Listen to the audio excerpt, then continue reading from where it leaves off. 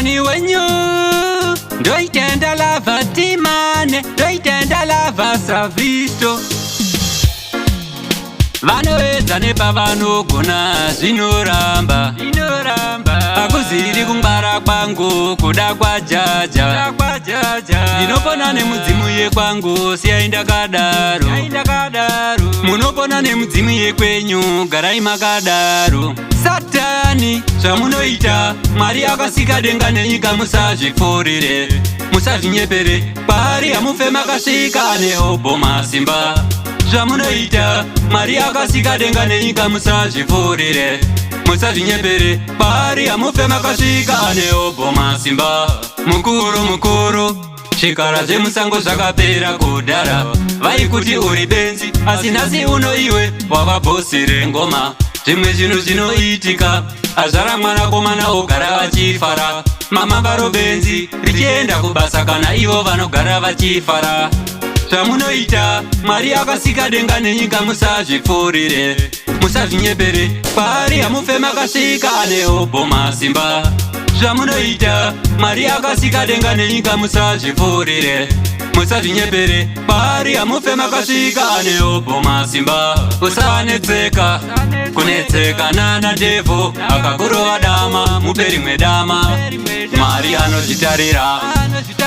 Ishe wedu mukuru hafe akakundwa naSatani, chake Satani kuedza kuti unozvifarira.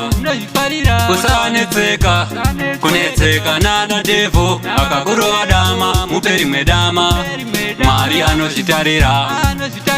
Ishe wedu mukuru hafe akakundwa naSatani, chake Satani kuedza kuti unozvifarira.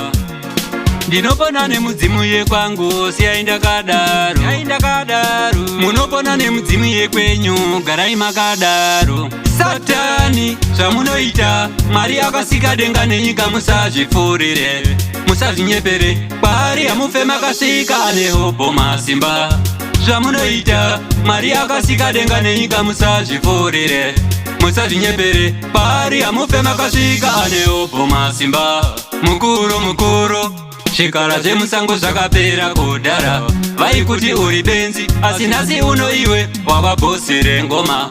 Zvimwe zvinhu zvinoitika, azvara mwanakomana ogara vachifara, mamambaro benzi richienda kubasa kana ivo vanogara vachifara. Zvamunoita, Mwari akasika denga nenyika musazvipfuurire, musazvinyepere, paari hamufe makasvika neobho masimba.